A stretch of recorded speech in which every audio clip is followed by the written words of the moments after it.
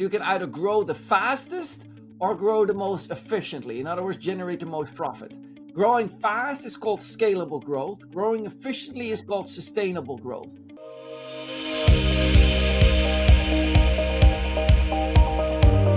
Hey, welcome back to the show. And today I'm so happy to have a fellow Dutchman. Jacco, will you please tell us who you are and what do you do? Well, thank you for having me. I'm Jacco van der Kooij, born in the Netherlands, living in the US since 1998. And my job is to help companies go to market. I run a company called Winning by Design and have written a number of books on the topic, but the most recent one is Revenue Architecture. Revenue architecture. Talk to me about that. What does that mean? Well, Todd, what revenue architecture is about is understanding that the growth at all cost has come to an end and is replaced by a more scientific way. And what is that scientific way really means is focus on those customers that want to buy your product and keep coming back and you'll be all right. But if you keep focusing on targeting customers that most likely don't want to use and implement your product, Right. then it's going to be tough sledding moving forward. So what you're saying is continue to generate revenue from people who've already bought from you, like your service, like your company, and offer them new things that they might want to continue to buy from you instead of always focusing on new client acquisition. Is that what you're saying? That's right. And the point here is that this happens, Todd. This switch happens primarily somewhere between $2 and $20 million, where the switch in a company needs to occur. And often it takes place right about 8 to 10. And I can tell you in detail why that is, why that happens at that particular rate, how do you need to change it and whatnot. Right. You know what? This is fascinating because a lot of our listeners on the show are in that exact range where they are thinking, okay, I launched, I'm making money. I may not be doing everything right, but I don't know how to get out of this rut. I'm kind of stuck in that $10 million range and I don't know what to do next. You're telling us that there is an architecture and there is a framework that allows them or helps them to get out of that rut. Where does it start? Yeah. So the start is to understand that what gets you to $6, $7, $8 million will hinder you to grow beyond that. That what makes you successful to that point will make you unsuccessful beyond that point. I love that. And what do you mean? Because I've experienced that, but a lot of people out there listening are going, what are you talking about? I'm making money. Yeah. What makes you successful and generally is a few superstars that you've hired really well early on. And those superstars make a difference. They make a big dent on the number to help you establish the first customers, the first million. And so you keep growing on those people. But then as you started your business, you most likely prided yourself that you didn't apply process. You may have even hired people and said like, hey, we don't have process here. We're just working closely together as it. Then when comes $8 million comes around, then suddenly you come to the conclusion you need process. Right. Isn't that a funny awakening? It is a funny awakening. And typically what happens here, Todd, is the following. By that, when you see it $6, $7, $8 million in revenue, you start to hire people. You start to grow from about 20 people to about 50 people. So now you got a huge influx of people. You got new people coming in, but you don't have a process established. And so what they're going to do, they're going to bring their processes with them from the previous company. And before you know it, it looks like an ugly kitchen drawer with all the tools that you need and all the people, everybody doing their own little thing. Right. I've seen this a million times myself, and I've actually experienced it myself where we were in that same rut. And I got to tell you, it's frustrating because at the beginning of a launch, you always take so much pride in the fact that, hey, this is my buddy and they can wear any hat. They can do accounting, they can do marketing, they can do everything. But when it comes to scaling time, what is the difference? What do you actually need? Okay, let me ask you the following question. Yeah. You need to think of yourself as a regular VP of sales, right? I'm not asking you to be the perfect VP of sales. I'm asking you to be the one that represents 90% of the market out there. I'm telling you, Todd, that I'm going to increase your quota for this year. And let's call it new acquisition quota. Last year you did $3 million, but we're on a rapid growth trajectory. So I'm going to ask you, I need 6 to 7 million, maybe 8 million more of you. What is your first, what are you going to ask back to me? I'm saying it's like, hey, Todd, you're my VP of sales. I need you to do from $6 million. What are you going to ask from me? Who can I hire and how fast? Okay, you want to hire. Okay, now look at the following. your growth is slowing down. You're not hitting quota. The problem is, right? You look at your team. What is everybody in your organization? You got, like 6, 7, 8, maybe 10, 20 sellers working for you. You're not hitting quota. What is the first thing you're going to do when you miss quota? Well, as a sales guy, you're going to say, well, our leads suck. We need to talk to the marketing guys. It's all the marketing guys' fault. And then the marketing guys are going to say, well, the product guys aren't giving us what we need in order to sell the right product. And so you've got this never-ending circle of marketing, sales, and product guys all going like this. Okay, so we got leads falling short. Now, when the salespeople are not performing, when you notice that they're falling behind quota, what are you going to do with the salespeople? Just drive them hard, and say, drive look, them hard. Yeah, but it's not working. Deal with these leads? Yeah. Okay, you have more and more people missing quota. What are you going to do? Restructure and figure out what kind of leads we can build and what kind of leads we can generate, and also really identify that we are working with the right client avatar. And on top of that, to your earlier point, I would try to define ways that we could repurpose or re-engage with our existing client base, get them to buy more. Yeah, here's the thing, Todd. What is happening here is as follows. When things go right, you hire more people. When things go wrong, you either blame the people or blame the leads. This is a very typical example of a people-based organization. We blame the people. We hire more people. Whereas where you should have seen is you should have looked at it as a process issue. Now, you pointed out earlier already to the right solution. It's like, look, it's not about more leads. It's about better leads. It's not about that the people failed. It's that the process failed. Yeah. So organizations, once they go beyond $10 million, instead of firing people, they need to inspect the process first. What is going right and what is going wrong? Now, Agreed. The lead flow in generally up to $10 million, you're very input driven, meaning twice as much revenue. I need twice as many leads, right? I need to grow faster. I need more leads. Right. Input driven, more leads drive more output revenue. Right. Beyond $10 million, at a certain point in time, your lead flow no longer works in a linear fashion. In other words, you can have twice as many leads, but it starts to create less and less revenue. More broad lead finding and less. You can't be as concise when you're going for that much volume. Right. And now what that means is that you got to start focusing on throughput performance, not on input performance. Love it. And throughput performance based out of a process is based on three things. This is not like difficult to understand. Every factory works off this. Every organization, when they realize, work on this. Right. If I have input and throughput and I have to generate more revenue, input more leads, throughput better performance, then in general, there are three things. Number one, is my process optimized? Number two, do I have the right tools to do it? For example, automation or AI. Right, and number your tech three, stack. Right. Your tech stack. Where your people get involved, do they have the right skill sets? Love it. And what you find today, Todd, is that these three things are all under severe threat. They're all being pushed aside. And so as a result, people say, hey, I have not enough leads. Well, we go like, well, you don't need that many leads. Folks, you get like 200 leads a week or a month. Like you got plenty of leads, but you're not treating them correctly. Right. It's like a one contact attempt and they're done, right? One contacted them or a bad contact, or they're applying the wrong process. They're putting an SDR on a role that of a $200,000 deal, right? You can't put an SDR on that. That's got to be potentially even the founder calling that person back or something like that, right? Totally. So you're moving through this process, but using the wrong process, or you're using the right process, but you're executing it badly. Your seller has no skill sets, or you're using automation tools to write a highly unpersonalized message back to them, right? Totally. All these things are bad execution. And this is really what happens when you go from before 10 to after 10. Because remember, I said earlier, you're bringing in a whole lot of people without process. And so that is going to create a lot of variety. And what took you to $10 million no longer applies suddenly when you're hiring 2 to 3 the sales team. You're having 2 to 3x the sales team size, and they're not using process. They're all doing it their own way. Well, that's where your performance goes.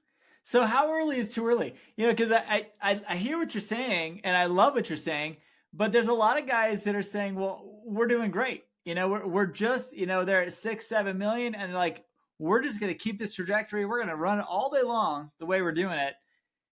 At what point you think it's 10 million? Can it happen sooner? Can it happen later? Like, what are some signs that you can see where it's just getting to where you're limiting your bandwidth by the amount of leads you can generate? Okay, we're going to use, and I hate to say it, science for this, right? We're Let's trust the science. And so the science simply tells us, if we look at the conversion rates of the different metrics, it shows us that the conversion rate starts to show diminishing returns. Right. And when that occurs, it is quite visible. So it's easily visible when that occurs. Now note that in most organizations, we recommend, like at Winning by Design, we've helped over 1,000 SaaS companies, some of the largest in the world, right? Wow. Like we've helped DocuSign and Dropbox and we help companies all the way to about $5 or $10 million. Yeah. And what we see again and again in that range, one of the early mistakes that companies make is that they have too many GTM motions at too soon. So they have, we're selling to enterprise with 2, and we're selling a little bit to the mid-market and SMB, but you got to stay focused. Okay. So company comes in, they're generating some in smaller scale business. They're doing some in mid-size. They're doing some at enterprise level. Where do you tell them to focus? We tell them to focus where they're dependent on 2 things. You can either grow the fastest or grow the most efficiently. In other words, generate the most profit. And dependent, like if you grow really fast and you can continue, but it's costing you a lot of money and you don't have the funding to support that, then you got to start growing very efficiently. Growing fast is called scalable growth. Growing efficiently is called sustainable growth. Love it. And so you got to pick. Now, if you're at $18, $20 million and you have multiple GTM motions, one may grow very scalable, aka very fast, but cost you a lot of money still. Right. And one may be very sustainable. They grow slightly slower, but they generate more profit. And then if you get around the funding, you can say, which one am I going to spend it? Well, that's a decision that you should be making in an educated way, whatever suits your needs. I am so glad you're here. And I just wanted to take a few seconds to tell you about a program that we have assembled with a lot of our podcast guests and a lot of people who are listening to the show who are feeling the same way that they do. There's a recurring theme. You'll hear a lot of these founders talk about, I couldn't have done it without my team. I couldn't have done it without a support group of peers. I couldn't have done it without having someone to talk to that understood my feeling of isolation as an operator of my business. You see, you're not alone. It is hard running a business, and it's even harder when you know you can't express all your deepest concerns and frustrations with your executive team. It makes them nervous. It gets them scared. You don't want scared people on your executive team. So where do you turn? The Captain's Council is where you turn. The Captain's Council, it is an organization that we are put together with podcast guests, as well as people who are listening who are in the same boat. You see, peers are the only ones that can give you the type of empathy, the type of advice that only a founder or operator know and understand. Go check it out at captainscouncil.com. I know you're going to love what you see there. We have put together an organizational structure that has small group settings, a global community of founders and operators, as well as monthly and quarterly in-person events. You're going to love what you see there. I can't wait for you to check it out and enjoy the rest of this episode. So just to back up on that and kind of reiterate what you just said, there's a lot of companies out there who don't understand the difference between fast scaling and sustainable growth, like what you just talked about. I really feel like we could dive into this a little bit more because I want people to understand that there is a difference. Why does it cost more to scale fast than to be slower growth and more sustainable? What is the cost that they're not seeing? Because in their heads they're thinking, I want to hockey stick this thing no matter what. You know what I mean? What do they got to watch out for in that? Okay. So first of all, scalable growth is based on 2 particular variables, inputs and throughputs. Right. Every scalable growth comes on that. Now, in the beginning, you can grow really well on inputs. As it forms diminishing returns, you switch to throughputs, right? Now, in order to improve inputs and throughputs, you have three things. Improve the process, make sure you have the right process and execute it well. Yep. Make sure you use automation wherever possible. And third one, make sure that you manage the skills. Right. That tells you everything you need to know about scalable growth. Right. Sustainable growth is all about cost efficiency. How many dollars do I need to generate revenue? Now, in generally, there are three significant costs that you need to deal with. The cost of acquisition, the cost of retention, and the cost of expansion. And I simplify it here in these three. Cost of acquisition. What you generally need to do is you cannot exceed 40 cents on the dollar for the revenue acquired in the first year. So if a seller brings in $1 million a year, I cannot spend more than $400,000 on acquiring that revenue. Total comp in this case. Okay? I like that. That's a good metric. Okay, and that is, we see this again and again. If you're over 50%, you enter the world of unsustainable. And that is of totally acquired revenue. Okay. That still needs room for about 10% of that revenue needs to go to lead acquisition. So you need to have leads. So the total cost in the first year, 50 cents on the dollar acquired. Okay, so let's talk about that just for a second. 50 cents on the dollar to acquire. This is not talking about fulfillment costs. This is talking about acquisition costs of the client. Is that right? That is right. Okay. Then beyond that, you got the cost of expansion and the cost of retention. Obviously, there's also the cost of onboarding, but in most cases, the cost of onboarding is marginal, and we just, for this ease of understanding, we roll them into retention. Okay. Now, the cost of retention and the cost of expansion is not that much in year one. In year one, that is relatively low, but as you start to aggregate that and accumulate that year after year after year, you find that at the end of, for example, 5 years, 6 years, the cost of retention expansion is as much as half the cost of acquisition. Okay. Fair enough. That's just re-engagement with existing clients, with existing buyers, re-engaging them to try and get them to come back and buy more product. That's what you're saying. Okay. That's what I'm saying. And generally, obviously, you're not going to retain every customer you offer. You're not going to expand every customer. So there are subsets of that. Right. But what many people don't realize is how much that adds up over the years, that cost of expansion. Love it. What we all have been growing up on, we've been growing up on the cost of keeping a customer to be 1/6 of the cost of acquiring a customer. Interesting. And that in SaaS is no longer the case, because in SaaS, we need customer success managers. We're organizing customer events. We have customer advisory boards. We have customer use case meetings. Sure. I mean, like, we need to put a lot of effort to retain those customers, right? So you're talking about 20% of your cost to, 20% of your revenue from existing client base should be applied towards retention and re-engagement with clients. Is that what you're saying? Okay. Yeah. Yep. Now here's what I'm going. And I want you to think along with me here for a second. Yeah. Okay. Yeah. Imagine I am buying hardware. Okay. I'm buying a pallet full of routers, right? Right. When as the buyer, I'm buying that, and you're my seller, who takes on all the risk of the purchase, the moment in time that the purchase gets made? The buyer. The buyer. All the risk. Now, I amortize that risk over years, right? So you may recall it, but how many years does it take to amortize hardware? 2, 3, 4.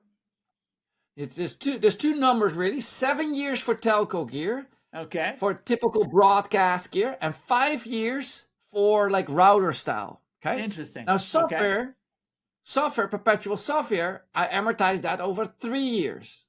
Okay. Why? Because as a buyer, I take all the risk. And so financially, I spread this out over the years, right? Right. Now with SaaS software, you're buying SaaS software. Who's taking on all the risk? The software company. The software company. They got to commit to AWS. They got to commit to computing power and whatnot, right? They got to commit. They got to commit to building the software. So they are committing in that, right?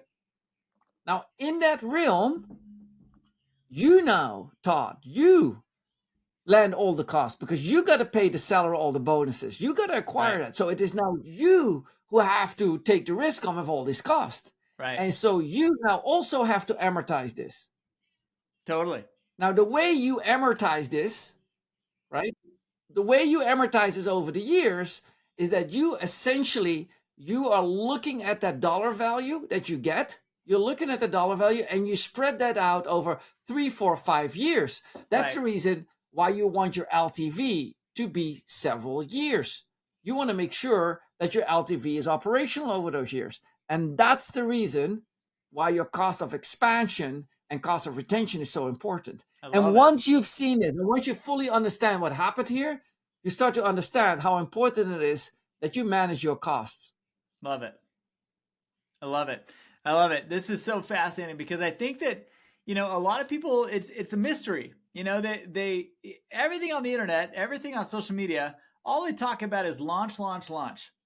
And not many people have explored the formulas that you're talking about and kind of tried to describe the dynamic of the shift between a company in launch mode and a company in growth and scaling mode. I love that you've done this so thoroughly. And I've been excited to talk to you about this because I love to talk about this stuff. This is so valuable. How come people don't know this? How come people aren't talking about this as much as the launch? Yeah. Primarily because growth at all costs has prevailed, meaning, and growth at all costs was not something necessarily bad. It was just something that over time became bad. Right. Now, how does growth at all costs work? Growth at all costs essentially says, I value the rate at which you grow more than anything, more than the cost, more than anything. Which is a typical investment mindset, right? That's a typical investment mindset. Yeah. But what has since happened, as the SaaS market became from greenfield to a more mature market, the growth rate has halved, and the cost of acquisition and the cost of retention has doubled, Todd.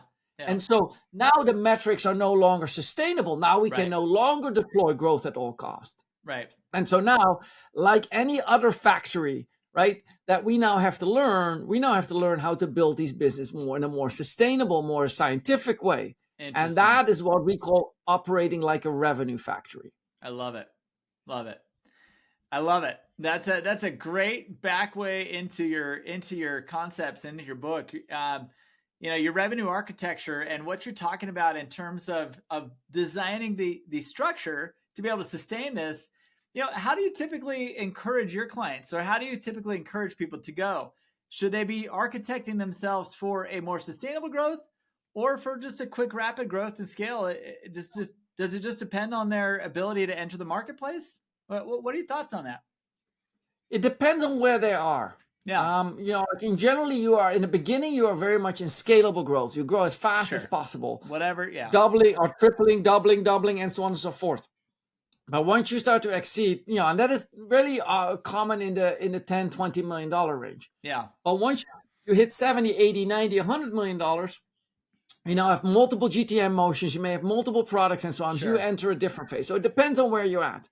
What it all comes down to is you calculate things. You calculate what your growth rate are. Like, look, if your growth rate 1 year is 180%, and the next year is 160%, and the next year is 140%, and the next year is 120%, I can tell you what the growth rate in the subsequent years are going to be, right? I got to lie. You're not going to jump to 200% under normal circumstances, right? So you can calculate this mathematically, and you can create plans around it, which is what we do.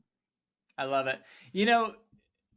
You sound to me like one of those guys that's really good at spreadsheet playing. I call it spreadsheet millionaire. You have the ability to be able to build a pro forma to show this type of growth depending on different inputs and different ways to execute. I have met so many companies that are trying to figure out why they're not growing after a good launch who have never built a pro forma like that before. What are the first steps for people to think about? Do you have some evidences in your book or in certain things that you've displayed or put out in the public for people to learn how to build these pro formas to understand what their inputs are going to do?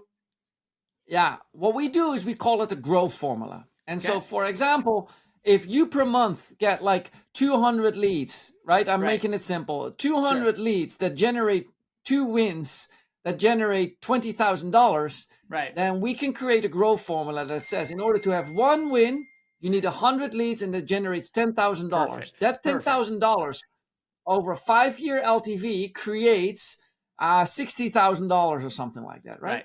Right. That is a growth formula. That tells us how your business works. Right. It gives us the idea of causality. It gives us the idea of what causes one thing causes the other thing causes the other thing. Right. Most often, and I want to amplify this point, most often we think of win rate, for example, as a conversion metric, as a static number. Our win rate is 18% or 22%. Right. We look at win rate as something that has a trend line. It could be seasonal. It could be trending down over time. Right. The average over the past 2 years doesn't matter because our current win rate is trending down to 18%, although our average over the past 2 years is 24%, right? You go like, but you look at these trend lines and you base your forecast on these dynamic numbers. Right. This is not complicated, Todd. There's dynamic numbers, but there's also some fixed inputs. They are. Say that again. What do you mean with fixed inputs? What's that? Yeah. No, I have a feeling that there are a lot of dynamic inputs that just kind of appear that they don't have a lot of control over. But what about the fixed inputs? What can they control and how do they map that on a spreadsheet? Okay. One of the big metrics that they can control is discount. Right. Discount is often given at far too quickly that you go like, look, the customers are not as dependent on discount as you think they are. So you can be a little bit less lavish with the discounts. Right. That is one clear metric that we can see. Second, disqualify early on is also something that should be learned and taught properly. Right. Any deal that enters the pipeline that is unqualified causes the company a lot of resources that have to consecutively be spent on that. It may, for an expensive deal, for a typical engineering deal, it may even require a sales engineer or a proof of concept, an extensive demo, whatnot, right? Totally. Executives flying on site. And that's why you always got to be very careful to qualify out. So qualify out and discount, these are two very static things that you can easily focus on. Love it. I love it. Now, if you're listening to this and you're getting a little bit lost in the weeds that we're jumping into, because we both love this topic, if you have not built a pro forma to map what is actually happening in your business, I know a lot of you have come up with an idea of what's going to happen when you launch, but once you've launched and you're actually generating the revenue, it's a good time to look back at what is actually happening in the business, not what you forecasted, but what's actually happening, and recalibrate. Because if you don't recalibrate and you don't understand what's happened versus what you could have happened, that could be a huge missing link in your ability to grow. Am I right there? You're absolutely right. Calculating is a fantastic way to do it. Look, the thing that I want to make sure, often Todd, this is a mistake that people make, but this is an easy way to remember. Right. Or easy thing to apply.